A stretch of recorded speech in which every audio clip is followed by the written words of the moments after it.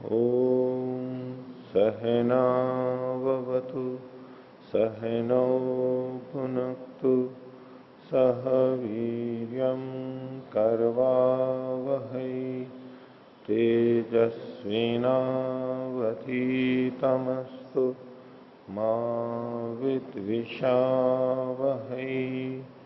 ॐ शांति शांति शांति। मीमांसा दर्शन की 76वीं कक्षा। मीमांसा दर्शन के द्वितीय अध्याय के प्रथम पाद का चौथा सूत्र हम देख रहे थे, उसका कुछ भाष्य देखा था। पिछले पाठ में से किन्हीं को कुछ पूछना है तो पूछ सकते हैं। हाँ जी। ओम आचार्य जी, जो ये 364 पृष्ठ पे हिंदी में जो व्याख्या है उसमें जो छठी पंक्ति है जी, भव्य साध्य रूप अर्थ वाले वे आख्यात शब्द विद्यमान अर्थ वाले शब्दों के साथ समुच्चरित हैं। हाँ, ये जो आख्यात शब्द हैं, क्रियावाची शब्द हैं, वे जैसे यजेता, ये शब्द ये भव्य यानी साध्य रूप अर्थ वाले हैं। भव्य का मतलब है जो भविष्य में होने वाला है। जैसे कहा स्वर्ग कामो यजेता, तो यजेता यजन करे, ये यजेता आख्यात शब्द है, क्रियावाची शब्द है। और ये जिस अर्थ को कह रहा है वो भी हुआ नहीं है नहीं, होगा, करना है, वो भव्य है यानी साध्य है। साधन होता है और साध्य होता है। साध्य हमारा भविष्य में होता है, आगे आएगा, जिसको हमें सिद्ध करना है। और साधन अभी विद्यमान होते हैं। ठीक है, साधनों से हम अपने साध्य को, लक्ष्य को सिद्ध करते हैं। लक्ष्य अभी विद्यमान नहीं है, आएगा, उसे हमें उत्पन्न करना है। ठीक है, तो जो क्रियावाची शब्द हैं वे भव्य यानी साध्य अर्थ वाले होते हैं। उनका जो अर्थ होता है वो अभी विद्यमान नहीं होता, भविष्य में होने वाला होता है। तो ये शब्द वाक्य के अंदर भूतार्थकों अर्थात विद्यमान अर्थ वाले शब्दों के साथ समुच्चरित होते हैं। ये जो आख्यात शब्द है जो कि भविष्य के अर्थ को कहने वाला है, वो जो वाक्य में आता है तो कुछ शब्द जो उसके साथ में है वो विद्यमान शब्द होते हैं।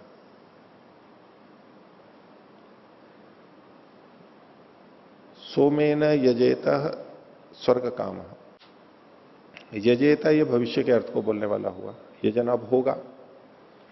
लेकिन स्वर्ग की कामना वाला सोम से यजन करे, तो स्वर्ग की कामना करने वाला तो पहले से होगा। इस व्यक्ति को स्वर्ग की कामना है, वो है अभी, वो सोम से यजन करे, सोम भी है। तो सोम और स्वर्ग काम ये विद्यमान अर्थ को कहने वाले हैं।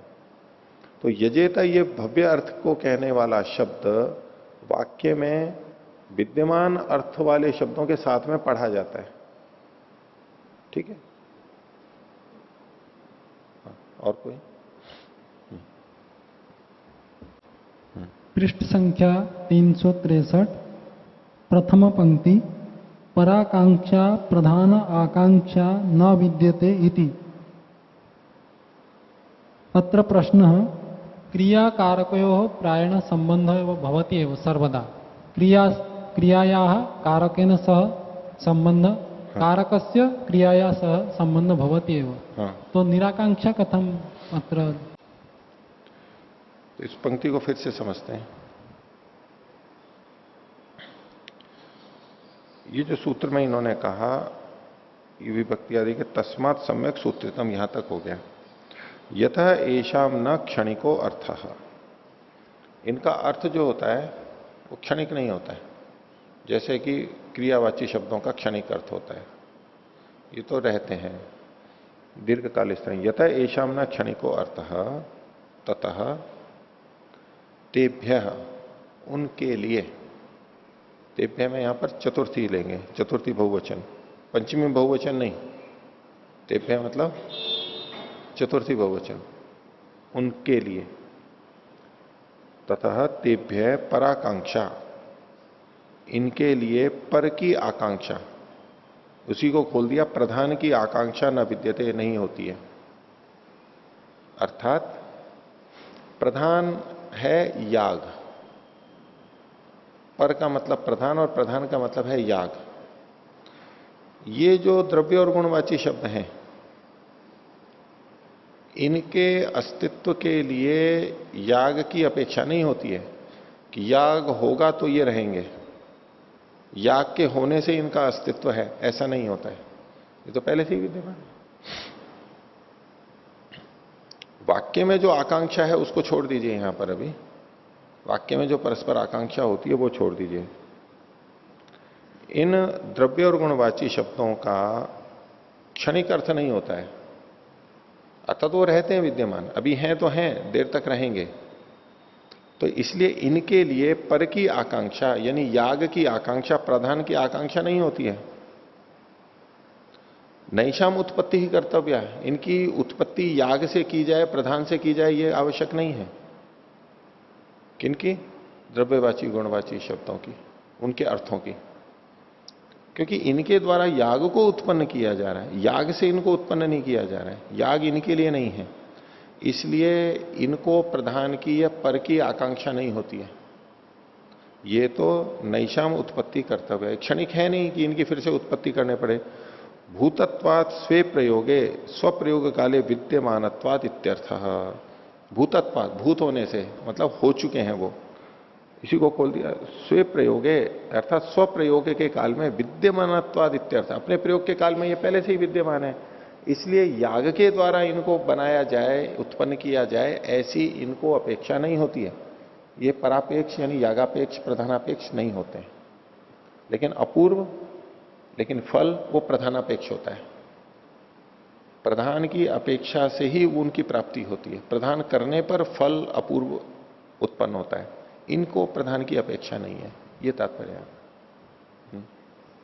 अत्र सूत्रे नामानि शब्द हाँ। शब्द अस्ति, नाम शब्द इति व्याकरण दृष्ट्या विवेचनं कृत्वा अत्र दत्तवान्, हाँ। परंतु अत्र अर्थ दृष्ट्या विवेचनं कृत्वा निराकांक्षे इति वदति इति मम प्रश्नः। किंतु अत्र अर्थ दृष्ट्या पदार्थ द्रव्य गुणानाम उत्पत्ति यागेन न भवति हाँ। इति अर्थ विचारणा ज्ञापयति कि निराकांक्षा, परंतु सूत्रे यत् पदम अस्ति नामानि तत् व्याकरण दृष्ट्या लिखितम अस्ति।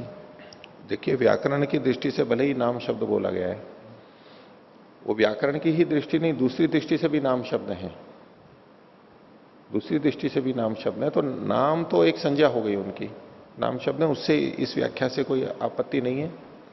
यहां पर मुख्य विषय तो क्या था कि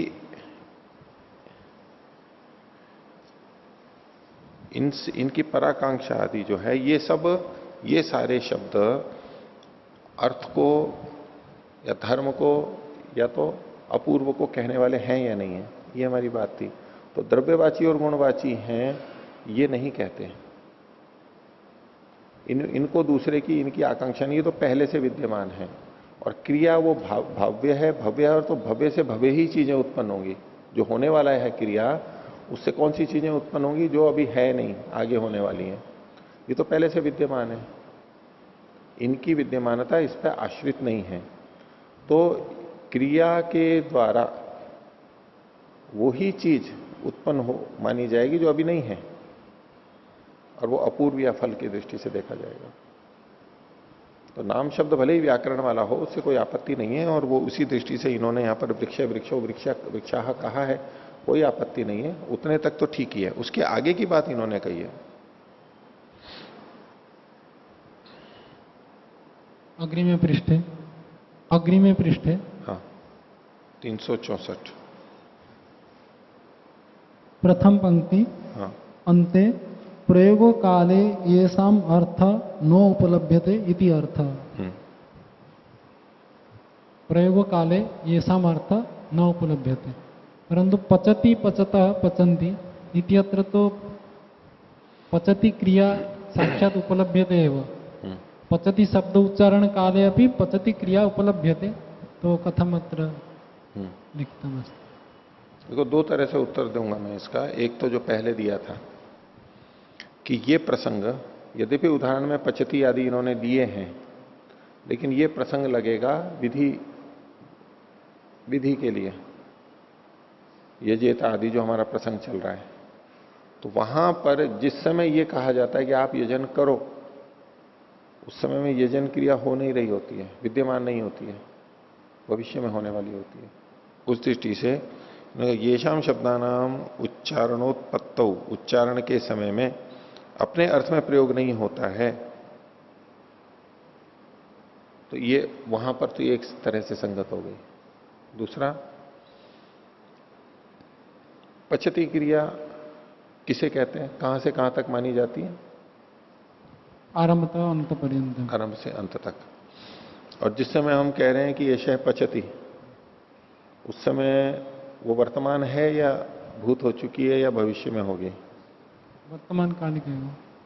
वर्तमान काल में है, तो पूरी तो नहीं है, उसका एक ही भाग है, केवल एक ही भाग वर्तमान है और बाकी उसका, यानी वर्तमान में सारा नहीं है। मैं ये कहना चाहता हूं, आपने जो कहा ना कि भाई पचती है तो वो तो हो रही है, तो पचती पूरा थोड़ा ना हो रहा है वहां पर, पचती पूरा थोड़ा ना हो रहा है, एक ही अंश हो रहा है उसका। इसका उत्तर पहले वाला ज्यादा ठीक है, जो आपको पिछली कक्षा में भी बताया था। इसको उस प्रसंग के अनुसार लेना चाहिए, मैं ऐसा समझाऊं, नहीं तो ये सारे वाक्य ऐसे हैं कि उसका अर्थ भी वहां वर्तमान में रहता ही है। पचति पचत पचंती इति अत्र उदाहरण सामान्य न उदाहरण, संगत। सामान्य उदाहरण दिए हैं, प्रचलित अर्थ दिए हैं, बाकी घटेगा ये वहां पर आख्यात।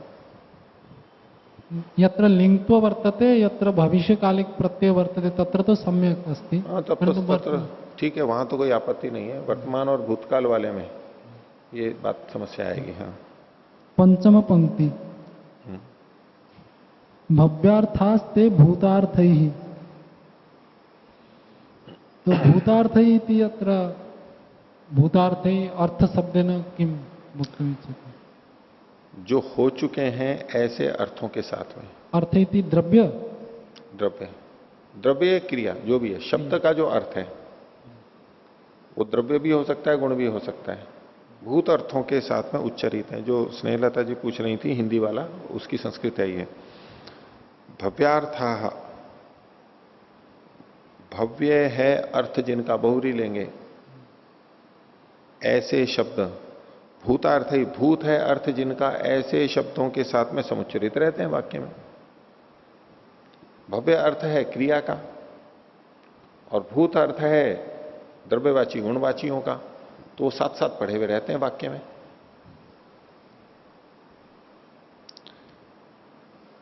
हाँ, चतुर्थ पंक्ति, अंते अस्ति तस्मात् तेभ्यो अपूर्व प्रतीयेत, अपूर्वम प्रतीयेत, अपूर्वम प्रतीयेत।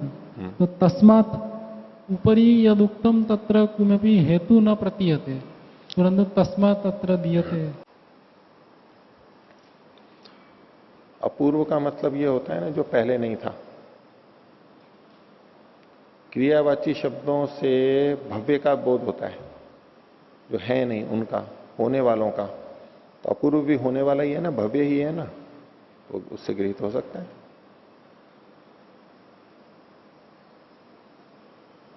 क्योंकि ये क्रियावाची हैं, और क्रियावाची ऊपर जो लिखा इन्होंने, ये क्रियावाची शब्द हैं, ये प्रयोग काले ये शाम अर्थो नोपलभ्यते इत्यर्थ।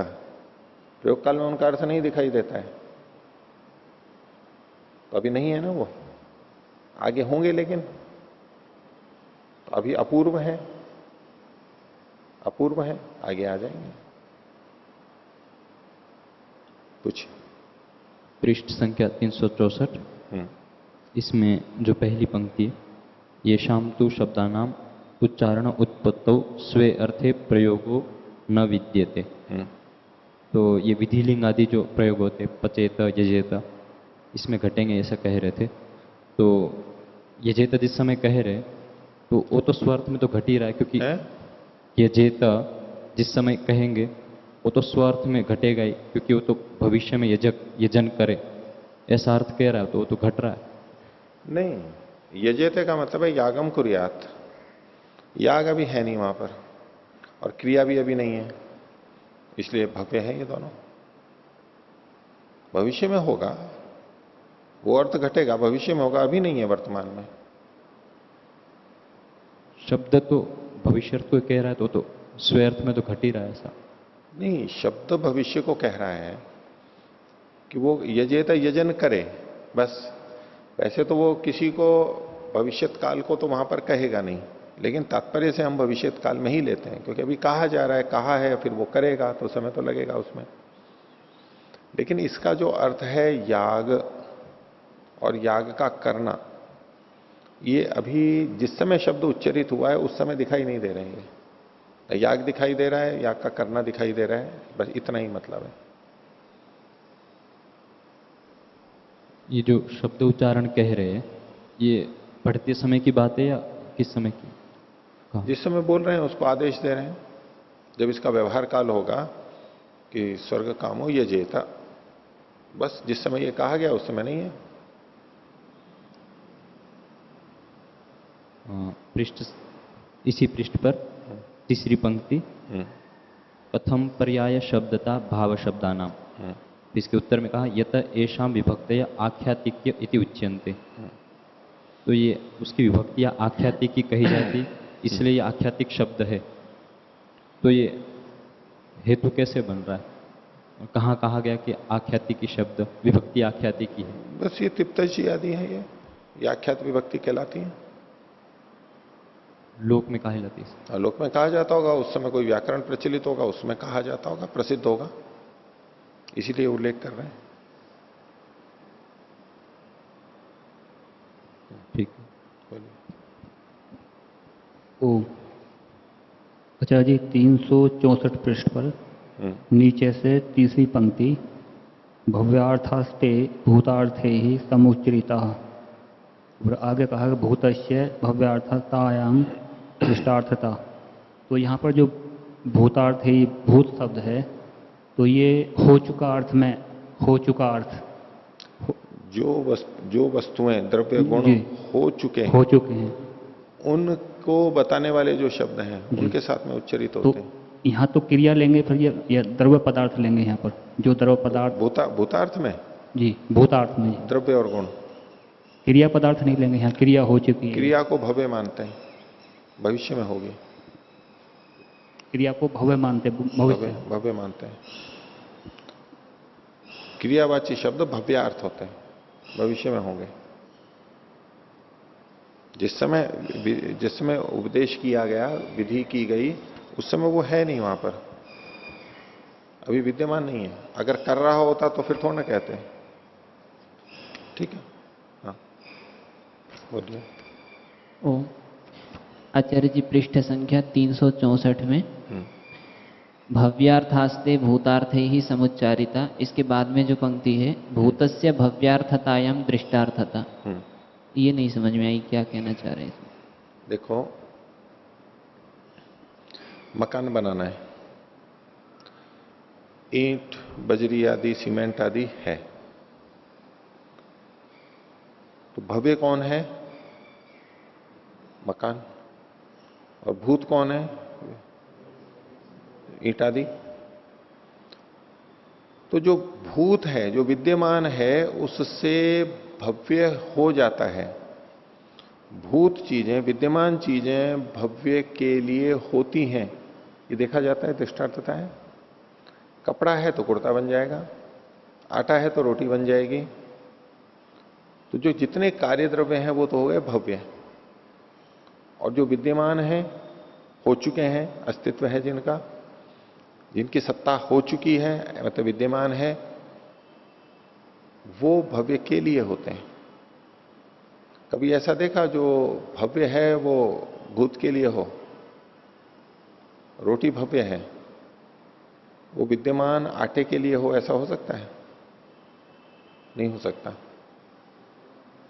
इसलिए इन्होंने कहा भूतस्य भव्यार्थतायाम दृष्टार्थता। दृष्टार्थता मतलब लोक में देखा जाता है, दृष्ट प्रयोजन देखा जाता है, ऐसा संगत है। कहीं भी किसी चीज में देख लीजिए, बादल हैं तो बारिश होगी, हो सकती है, तो बादल बारिश के लिए होंगे, लेकिन बारिश बादल के लिए तो नहीं हो सकती। जो भव्य है, जो होने वाली है, वो भूत के लिए नहीं होगी, कभी भी नहीं होगी, क्योंकि वो है ही नहीं। विद्यमान ही अविद्यमान के लिए हो सकता है, जो अविद्यमान है वो विद्यमान के लिए नहीं हो सकता है, ये मतलब हो गया। तो भूतस्य भव्यार्थतायाम दृष्टार्थता। आगे देखिए, भव्यार्थस्य प्रयोजनवतः, प्रयोजनवतः भव्यार्थस्य, भव्य अर्थ प्रयोजन वाले का उत्पत्तिर अर्थवती, उसकी उत्पत्ति सार्थक होती है। जो भव्य अर्थ है, कैसा भव्य अर्थ? जो भविष्य में होने वाला है, जो कि प्रयोजन वाला है। प्रयोजन वाला जो भविष्यकालीन अर्थ है, वस्तु है, उसकी उत्पत्ति सार्थक होती है, यानी निष्प्रयोजन नहीं होना चाहिए। भविष्य में होने वाला जो है वो अर्थवान कब होगा? जब वो प्रयोजन वाला होगा, कि इसके लिए है। साच भूते न क्रियते इति दृष्टो अर्थ, और इसकी सार्थकता जो है, साच मतलब ये जो उत्पत्ति जो है, इसकी जो उत्पत्ति है, ये भूते न क्रियते, भूत के द्वारा की जाती है। इति दृष्टो अर्थ, ऐसा अर्थ देखा जाता है।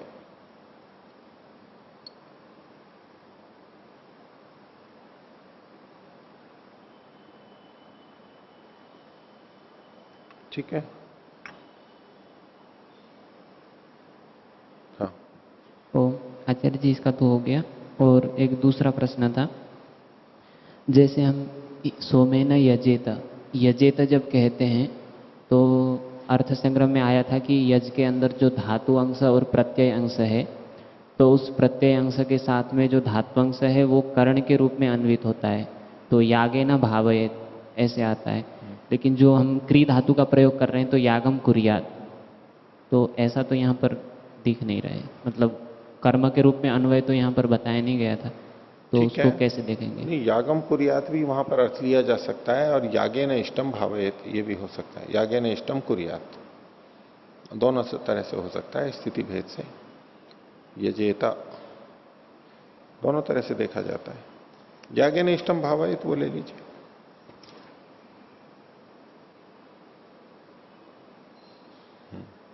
और हाँ जी, जैसे अभी जो चर्चा चल रही है भूत और भव्य वाली, तो जैसे कोई भी वाक्य बोला सोमेन यजेत, तो ऐसी स्थिति में याग भी हमें अभी उपलब्ध नहीं है और सोम भी अभी उपलब्ध नहीं है। सोम उपलब्ध है। कैसे? जो द्रव्य सोम के लिए, जो द्रव्य सोम याग के लिए प्रयोग किया जाना है, वो कहा जा रहा है, वो विद्यमान है द्रव्य। जी, अगर जी ऐसे माने कि द्रव्य कहीं और विद्यमान है, तो फिर तो याग भी कहीं और मान लीजिए हो रहा है, तो फिर ये उसको वाला भी, याग, उसको भी भूत मान लेंगे। ये वाला याग जो हम करने वाले हैं वो तो कहीं भी विद्यमान नहीं है। जो हो रहा है अन्य जगह जो याग विद्यमान है, उसको हम करने वाले नहीं है, इसलिए उसका हमारे से संबंध नहीं है। लेकिन जो याग होने वाला है उसके लिए जिस सोम को हम लेने वाले हैं वो तो है। अगर ऐसी स्थिति हो कि वो द्रव्य भी अगर उपलब्ध ना हो, तो ऐसी स्थिति में ठीक है, वो आप इतना लंबा ले जाएं तो ले जा सकते हैं, लेकिन अभी कहा जा रहा है कि सोमे ने यजेत है तो यजन करो, अभी कहा जा रहा है, तो अभी जो सोम विद्यमान है उसको लिया जा रहा है। ठीक है, देखिए आगे।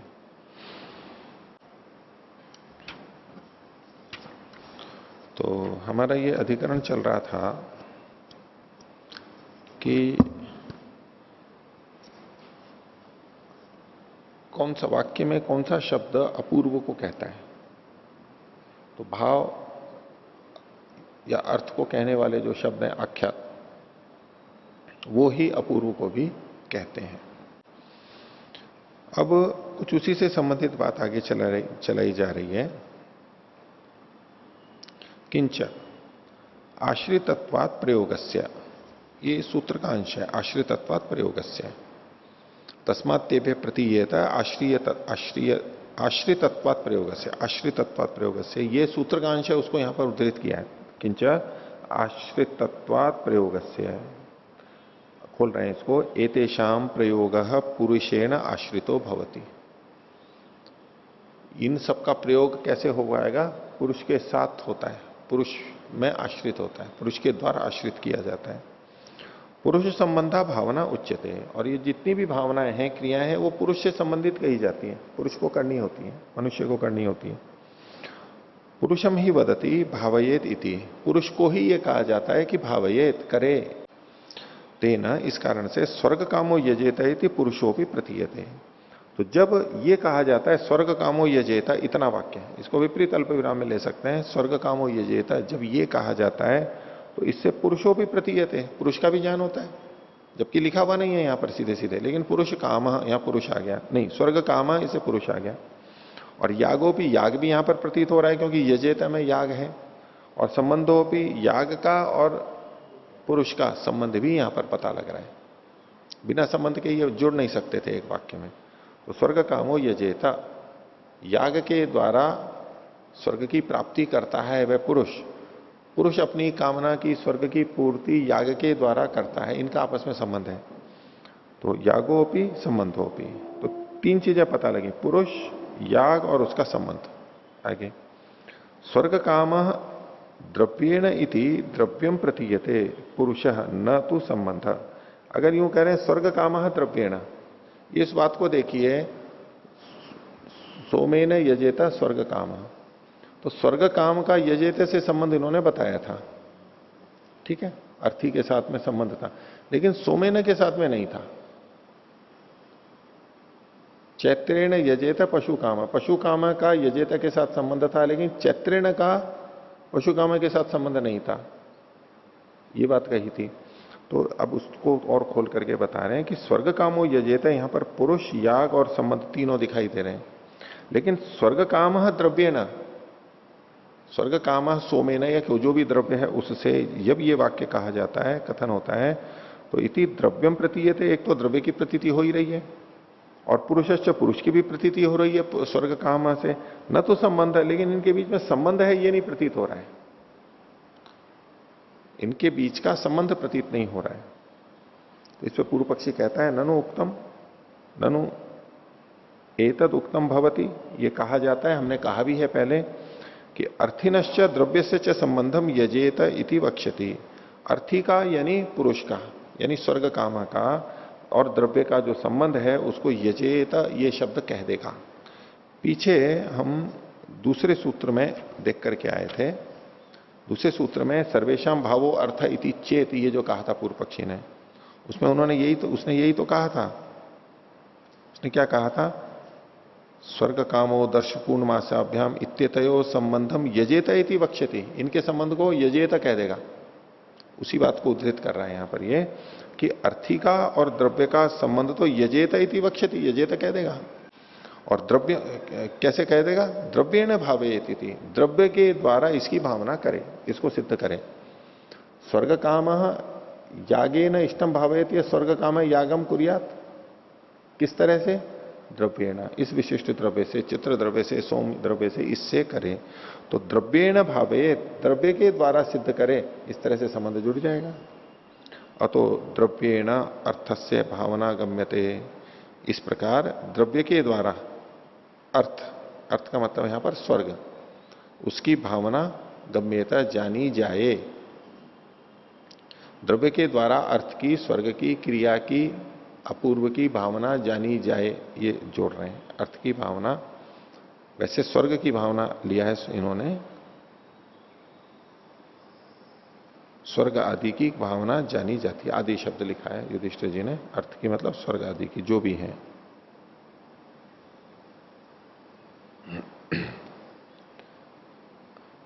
आकांक्षा चाहिए, और इसकी आकांक्षा भी होती है कि द्रव्येण अर्थ से भावना गम्यता, इसमें आकांक्षा क्या होगी, किम भावयेत, द्रव्येण किम भावयेत, ये वहां आकांक्षा आ जाएगी, इसके साथ भी जोड़ सकते हैं। तो आकांक्षा चाहिए, आकांक्षा क्या है, किम भावयेत में जो ये किम है, ये आकांक्षा यहां पर विद्यमान रहेगी।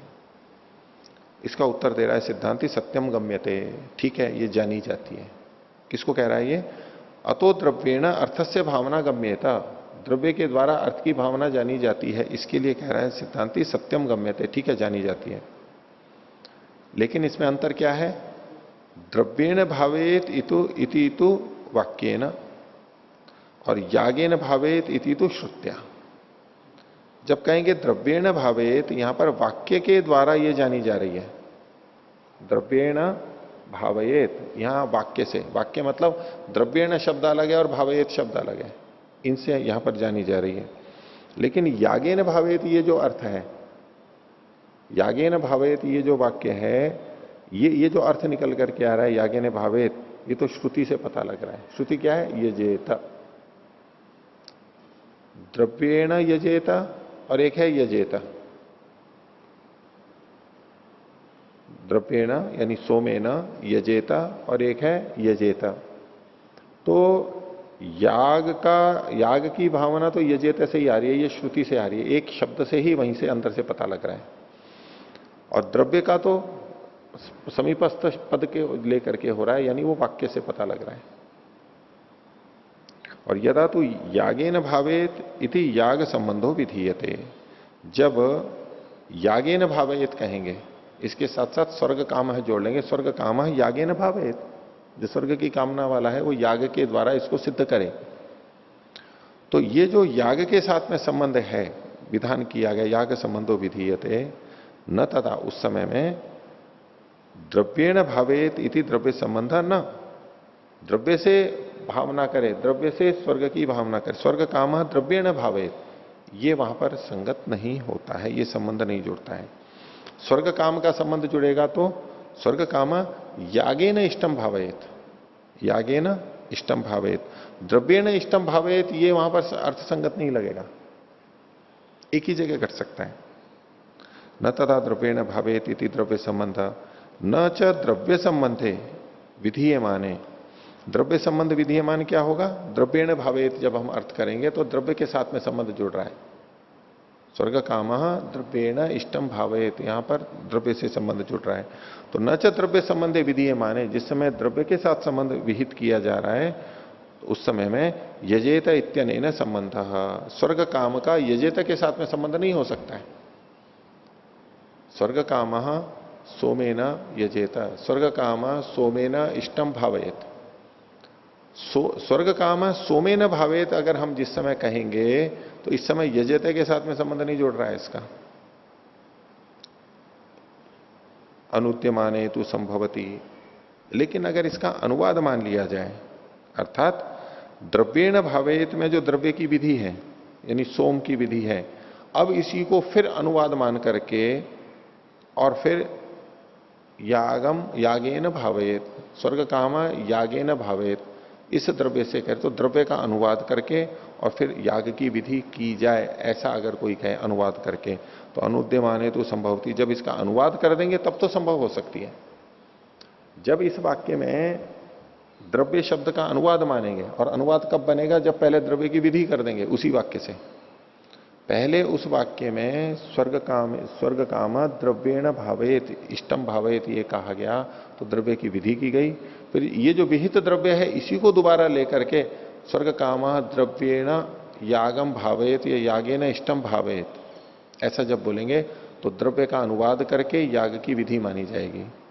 तो ऐसे में जिस द्रव्य की पहले विधि की गई थी उसी द्रव्य का अनुवाद करके फिर प्रयोग किया गया है। तो अनुद्यमाने तो संभवती, अनुवाद करेंगे तब तो हो सकता है, लेकिन न च योगपद्य न विध्यनुवादो संभवता, एक ही द्रव्य का वो विधि और अनुवाद दोनों कह देंगे एक साथ, ये संभव नहीं है। एक ही वाक्य में एक शब्द को विधि भी कह दें और अनुवाद भी कह दें, ये संभव नहीं है। तस्मात् श्रुति वाक्य और विरोध, इसलिए यहां पर श्रुति और वाक्य में विरोध है।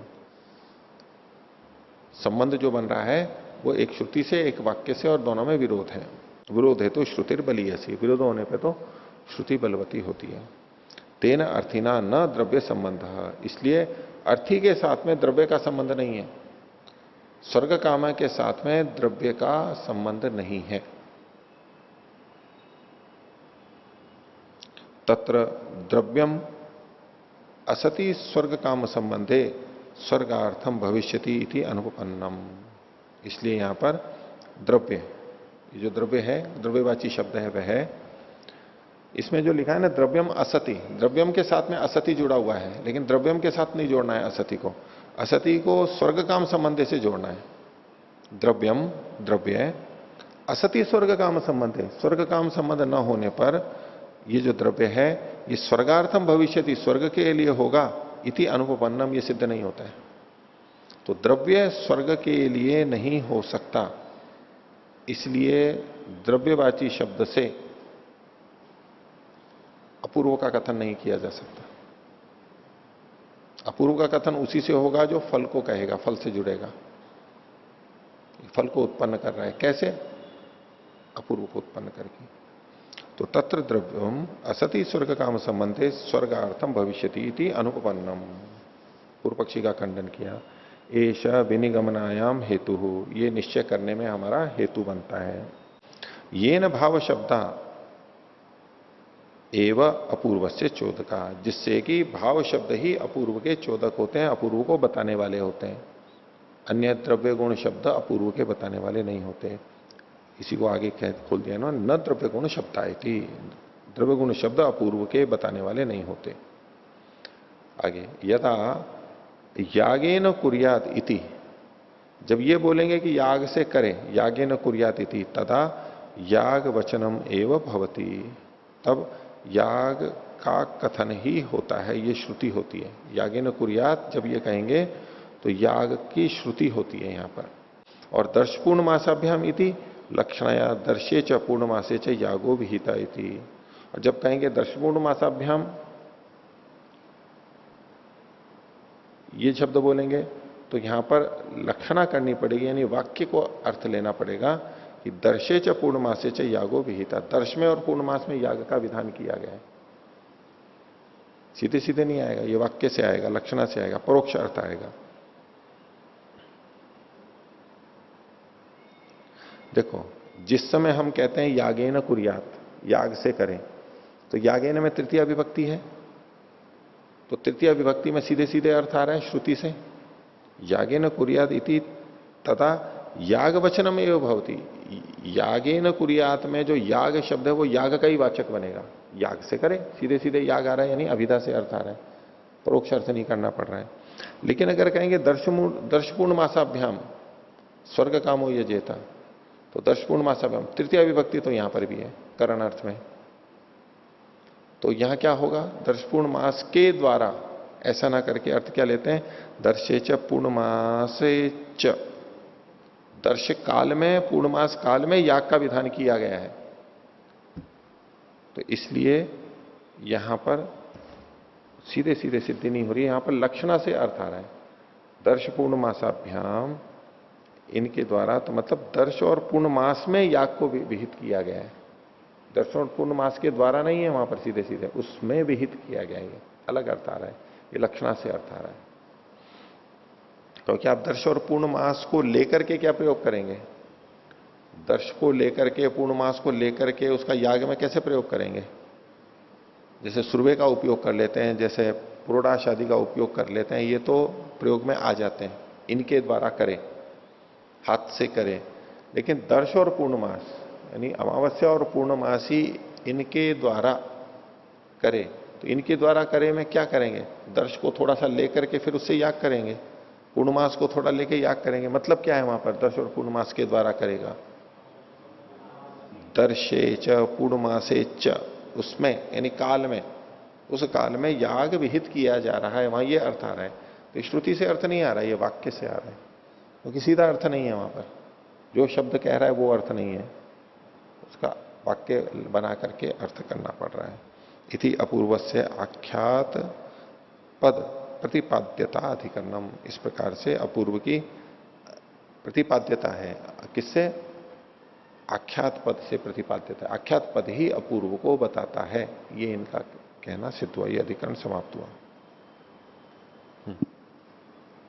365 पृष्ठ में इसमें जो दूसरी पंक्ति आई थी, द्रव्येण भावयेत इति तु वाक्येन यागेन भावयेत इति तु श्रुत्या, तो ये जो वाक्य होता है वो तो श्रुति कही जाती है। पीछे एक बार जब प्रसंग चला था तो वाक्य ही सीधा कह रहा है, तो मतलब श्रुति के ऐसा अर्थ लिए थे।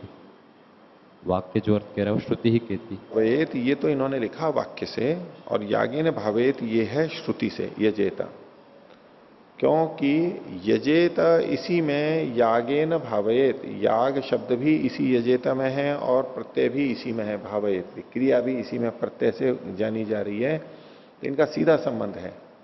और द्रव्येण भावेत में द्रव्य अलग जगह लिखा हुआ है और द्रव्य का यजेता में जो प्रत्यय है उसके साथ सीधा संबंध नहीं है, वो याग के माध्यम से है। द्रव्य को याग में उपयोग होगा और याग की भावना करेगा वो, तो इसलिए वो परोक्ष अर्थ आ रहा है, वाक्य से आ रहा है, इसलिए इसको दुर्बल माना जाता है। आगे देखिए, दूसरा अधिकरण शीर्षक है अपूर्वस्य अस्तित्वाधिकरणम। अपूर्व का अस्तित्व है इसको बताया जाएगा, अस्तित्व है भी या नहीं, क्योंकि पिछले अधिकरण में यह बात आई थी कि जो भाववाची शब्द हैं वो अपूर्व के वाचक होते हैं। तो वो अपूर्व को कहने वाले जिस अपूर्व की बात कर रहे हैं वो अपूर्व होता भी है या नहीं होता है, कैसे आप अपूर्व के अस्तित्व को मान रहे हो, तो ये बताने के लिए यह अधिकरण किया गया है, अपूर्वस्य अस्तित्वाधिकरणम। भाष्य कथम पुनरिदम अवगम्यते अस्ति तत् अपूर्वम इति उच्यते। ये कैसे जाना जाता है कि वो अपूर्व है, उसके लिए आगे कह रहे हैं 5वां सूत्र है चोदना पुनरारंभ।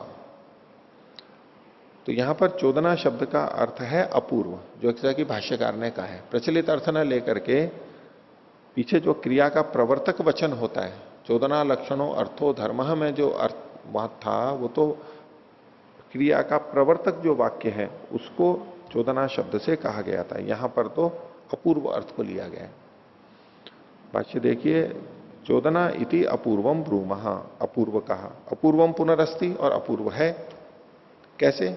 यथा आरभ्य आरंभ शिष्यते, चूंकि इसका आरंभ कहा गया है, ऐसा करना चाहिए, प्रारंभ कहा गया है शास्त्र में। वो क्या है? स्वर्ग कामो यजेता, ये आरंभ मतलब उत्पत्ति विधि, उसको उत्पन्न किया गया, आरंभ किया गया। इतर्था ही विधानम अनर्थकम स्यात्, यदि अपूर्व को नहीं मानेंगे तो ये जो विधान है ये व्यर्थ हो जाएगा। क्यों होगा? भंगित्वात याग से, याग के क्षणिक होने के कारण, भंग होने के कारण। याग तो क्रिया है, भंग हो जाता है, समाप्त हो जाता है। भंगित्वात याग से, याग के भंगी होने से। अब लोग यूं चुटकुले में यूं बोल दें तो बोल दें, वो कहते हैं कि भाई यज्ञ आदि में भंगी को नहीं होना चाहिए, तो बोले वो तो मीमांसा में लिखा है, देखो भंगित्वात याग से, याग तो भंगी होता ही है, उसमें तो उनका प्रयोग होना ही चाहिए, क्या बात है। कई बार वो व्रतमुनि जी सुनाते हैं, वहां पर कोई बच्चा था एक, उसने कोई एक व्रत लिया था, ऐसा आगे से नहीं करूंगा, उसको क्षमा कर दिया था, उसने फिर गलती कर दी, तो उसको कहा, उन्होंने बोल दिया कि तू भंगी है।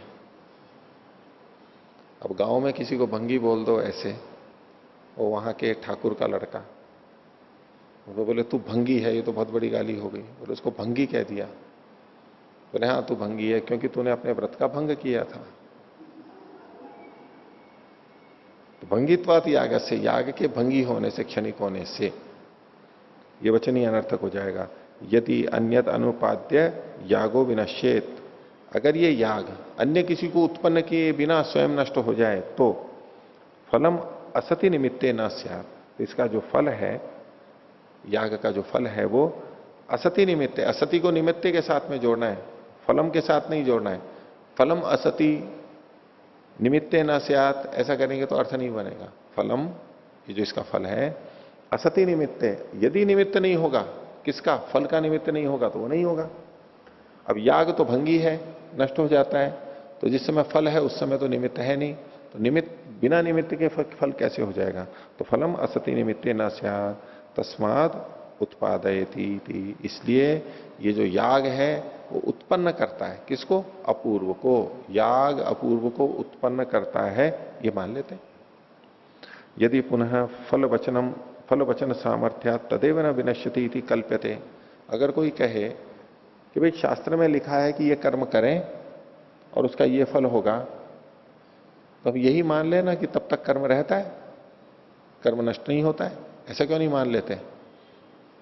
यदि कर्म को नष्ट होना, याग को नष्ट होना वाला मानेंगे तो शास्त्र का वचन व्यर्थ हो जाएगा। तो शास्त्र का वचन व्यर्थ न हो इसलिए कर्म को ही मान लेते हैं कि वो नष्ट नहीं होता है, तो ठीक है, संगति लग जाएगी। तो यदि पुनः फल वचन सामर्थ्य, क्योंकि फल का कथन किया गया और फल भविष्य में होने वाले हैं, तो तदेव, यानी वह कर्म ही याग ही न विनश्यति कल्प्यते, वो याग ही नष्ट नहीं होता ऐसा मान ले तो तो वो एक सिद्धांति कहता है नैवम शक्यम, ये संभव नहीं है।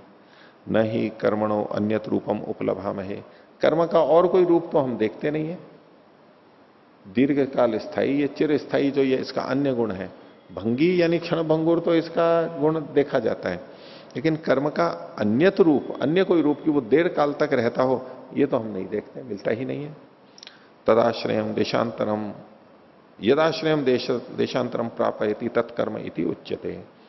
तो कर्म का रूप यानी भंग न होने वाला ये तो देखा नहीं जाता है। अब कर्म के बारे में बता रहे हैं कि कर्म क्या होता है कि जो आश्रय को देशांतर में पहुंचा देता है। यद आश्रयम, जो अपने आश्रय को, यानी कर्म जिसमें आश्रित है, कर्म का जो आश्रय है उसको देशांतरम प्रापयति, दूसरे देश में पहुंचा देता है, तत्कर्म इत्युच्यते, उसको कर्म कहते हैं। जैसे गेंद को फेंका तो ये जो गेंद गति कर रही है, गमन क्रिया है गेंद में, वो गमन क्रिया कहां पर है? उसका आश्रय कौन है? वो गेंद ही है। तो क्रिया उस आश्रय को जिसमें वो रहती है उसको देशांतर में प्राप्त करा देती है। जहां भी क्रिया होगी तो वो क्रिया जिसमें होगी उसको देशांतर में प्राप्त करा देगी, दूसरी जगह प्राप्त करा देगी। क्रिया ऐसा करती है। और ये न तद आत्मनि समवेतम, तो ये जो क्रिया, ये जो कर्म है वो आत्मा में नहीं रहता है। कर्म जो है वो आत्मा में नहीं रहता है। कौन सी आत्मा? नित्य आत्मा में। नित्य आत्मा मतलब कौन सी? सर्वव्यापक आत्मा। नित्य दोनों है, एक देशी भी सर्वव्यापक भी, लेकिन यहां पर मतलब है सर्वव्यापक का। क्यों? क्योंकि उन्होंने आगे कहा सर्वगतत्वात् आत्मनः, आत्मा के सब जगह व्यापक होने के कारण से। ये परमात्मा के बारे में चर्चा है, जीवात्मा के बारे में चर्चा नहीं है। इसको लेकर के भी कई जने उठाते हैं कि देखो मीमांसा में भी आत्मा को सर्वव्यापक माना गया है। ये एक देशी आत्मा की चर्चा नहीं है, सर्वव्यापक आत्मा की चर्चा है। आत्मा सब जगह होने से आत्मा के, जब आत्मा सब जगह है तो कर्म उसको एक स्थान से दूसरे स्थान पर कहां ले जाएगा? कोई जगह ही नहीं है, सर्वव्यापक है। और ये आत्मा सब जगह है ये कैसे पता लग रहा है? जीव परमात्मा सब जगह है ये कैसे पता लग रहा है? तो उसके लिए उत्तर दिया सर्वत्र कार्योपलंब सर्वत्र भावे लिंगम। परमात्मा के सब जगह होने में लिंग क्या है, लक्षण क्या है, चिन्ह क्या है? सर्वत्र कार्योपलंब, सब जगह उसके कार्य देखे जाते हैं, सब जगह उसके कार्यों के देखे जाने से। तो यदि कोई आत्मा को भी इस आधार पर विभू माने, बोले ये हेतु नहीं का बनेगा। आत्मा के कार्य तो सब जगह देखे नहीं जाते हैं, परमात्मा के कार्य तो सब जगह देखे जाते हैं, लेकिन आत्मा के कार्य सब जगह नहीं देखे जाते। इसलिए आत्मा सर्वगत नहीं होगा, और सर्वगत नहीं होगा तो वो कर्म का आश्रय बन जाएगा, कर्म के द्वारा उसको इधर से उधर ले जाया जाता है। अब पूर्व पक्षी पूछता है ननु तदेव देशांतरात आगमनस्य, कि ये जो कर्म है ये देशांतर से आगमन का भी कारण बनता है। सिद्धांति ने ऊपर क्या कहा था? यदाश्रयम देशांतरम प्रापयति, जो देशांतर को प्राप्त कराता है उसको कर्म कहते हैं। देशांतर को प्राप्त कराता है मतलब यहां से वहां पहुंचा देता है, अपने पास से दूसरी जगह ले जाता है। ऐसे देशांतर प्राप्ति तो ऐसी होगी ना, हम जिस देश में हैं उससे भिन्न देश में। तो पूर्व पक्षी इस लक्षण में दोष दिखाते हुए कह रहा है कि ननु तदेव, वह कर्म ही देशांतरात आगमनस्य भी कारण, देशांतर से आने का भी तो कारण है। उसने क्या कहा था? देशांतरम प्रापयति, बोले देशांतरात आगमन जो हो रहा है उसमें भी तो ये कारण है। तो आपने ये क्यों नहीं कहा देशांतर की प्राप्ति के लिए कहा? तो आगमन में भी तो वही कारण है, इसको तो आपने लक्षण में नहीं कहा। तो पूर्व सिद्धांति कहता है न ही असति आगमने किंचित विरुद्धम दृश्यते, कि इसमें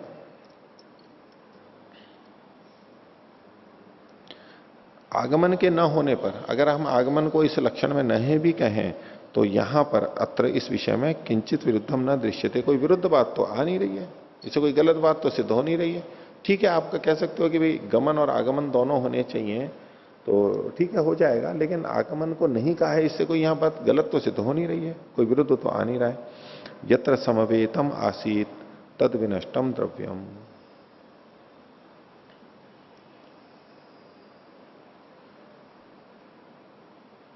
तो जहां पर यत्र समवेतम आसी, जहां ये याग रूप क्रिया समवेत थी, वो द्रव्य तो नष्ट हो गया। देखो याग में, याग जो क्रिया है वो किस में विद्यमान है? याग क्रिया किस में विद्यमान है? याग क्रिया किस में विद्यमान है? हवन कुंड में। हवन कुंड में ना। एक बात है, याग का मतलब क्या होता है? द्रव्य का देवता के लिए त्याग। तो द्रव्य का देवता के लिए जब जिस समय त्याग किया जा रहा है ना, वो हवि, उसमें याग है। तो यजन क्रिया क्या है? दान है ना। तो दान हो रहा है, तो दान किस में विद्यमान है? उस द्रव्य में ना, जो दिया जा रहा है, क्रिया जो वहां पर हो रही है। तो इसका यत्र समवेतम आसित तद विनष्टम द्रव्यम, जिस हवि में वो याग विद्यमान था, वो हवि तो नष्ट हो गई, यानी अग्नि में डाल दी तो जल गई। तस्य विनाशात तदपि विनष्टम इति अवगम्यते। तस्य मतलब उस द्रव्य के विनाश होने से तदपि वह कर्म भी नष्ट हो गया, ये जान लिया जाता है। क्योंकि आश्रय तो रहेगा, जो याग का आश्रय था वो आश्रय ही नष्ट हो गया, तो वो क्रिया भी नहीं रहेगी। अब पूर्व पक्षी कहे आश्रयो अपि विनष्ट इति चेत न भस्मोपलंबनात्, वो कहे आश्रय भी नष्ट हो गया है, ऐसा यदि कोई कहे तो बोले नहीं, भस्म के मिलने से। भस्म तो फिर भी है हवि तो जल गई, लेकिन उसी कुछ तो द्रव्य विद्यमान है राग के रूप में, वहां पर मान लेंगे कि यहां पर कर्म है। तो उसमें कहता है सत्यपि भस्मनि अस्ति इति चेत, अगर कोई कहे कि भस्म के होने पर भी है, उसका आश्रय है, तो कहता है कि न, आपका कथन ठीक नहीं है। क्यों? विद्यमानोपलंबने अपि अदर्शनात्, विद्यमान के, यानी जो विद्यमान मतलब जो नष्ट हो चुका है अभी राग के रूप में है, उसके मत में, पूर्व पक्षी के मत में विद्यमानोपलंबने अपि, विद्यमान के उपलंबन होने पर भी, मानने पर भी अदर्शनात्, न देखे जाने से।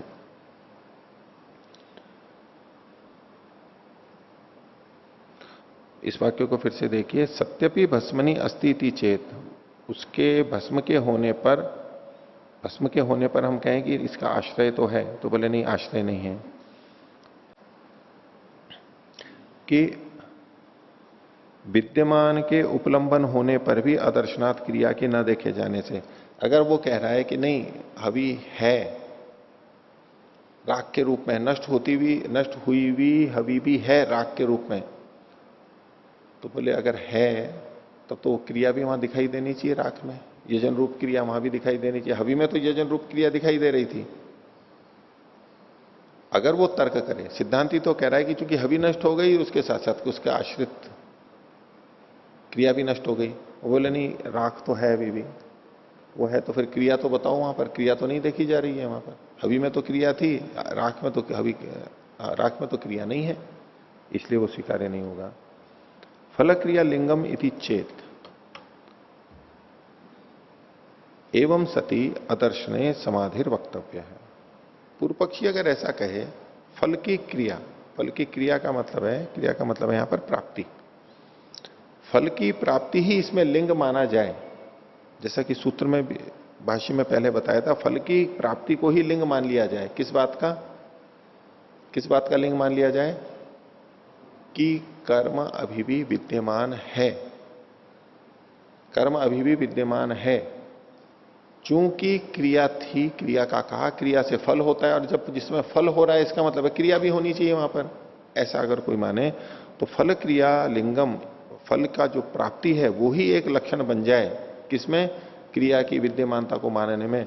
तो पूर्व सिद्धांत कह रहे हैं एवं सती आदर्श नहीं समाधिर वक्तव्या, तो फिर आपको यह बताना चाहिए कि जो क्रिया पहले दिख रही थी वो अब क्यों नहीं दिख रही है।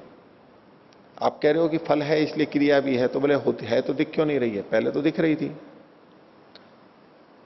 तो सूक्ष्मादि नाम अन्यतमत भविष्यति इति यदि चिंत्यते, अगर कोई कहे कि होते हुए भी सूक्ष्मादि के कारण से नहीं दिखाई दे रही है, जैसे कि सांख्य आदि में भी आता है, न्याय में भी आता है कि कोई वस्तु होते हुए भी क्यों नहीं दिखाई देती, तो अति सूक्ष्मता से, अति दूर से और अति निकटतम रोग के कारण से मन कहीं और लगा हुआ है, या तो अभिभव हो गया है, अति प्रकाशमान चीज है, प्रकाश नहीं, इत्यादि जो कारणों से होते हुए भी दिखाई नहीं देती।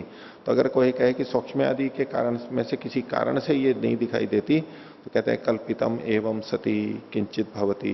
तो ऐसा करने पर भी, एवं सती ऐसा मानने पर भी, किंचित कल्पितम भवती, कुछ ना कुछ तो आपको कल्पना फिर भी करनी पड़ी। पूर्व पक्षी किस बात को लेकर चल रहा था कि अपूर्व को क्यों मान रहे हो आप, अपूर्व तो लिखा हुआ नहीं है, अपूर्व की आपको कल्पना करनी पड़ रही है। तो जब खींचते खींचते लाए तो बोले यह कल्पना तो आपको भी करनी पड़ गई, यहां पर कल्पना से ही तो बच रहे थे आप। अपूर्व को न मानने के पीछे कारण था कि आप कल्पना कर रहे हो अपूर्व की, लिखा नहीं है यहां पर। तो बोले ये भी जो आप कल्पना कर रहे हो कि वो कर्म दिखाई क्यों नहीं दे रहा है, तो बोले सूक्ष्मता आदि के कारण दिखाई नहीं दे रहा होगा, और ये भी तो आपने कल्पना की है। कर्म होते हुए दिखाई नहीं दे रहा है, ये जो आपने सूक्ष्मता आदि कारण बताया, कल्पना ही तो करनी पड़ी, तो कल्पना तो आप भी कर बैठे। ठीक है, तो और थोड़ा बचा है, उसको बाद में देखते हैं।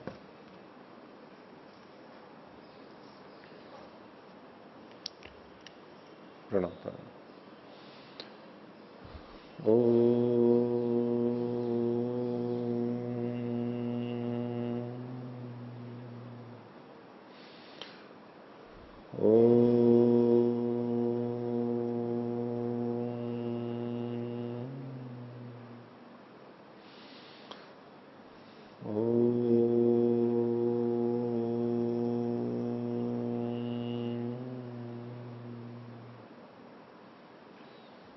सभी को साधारण ओम।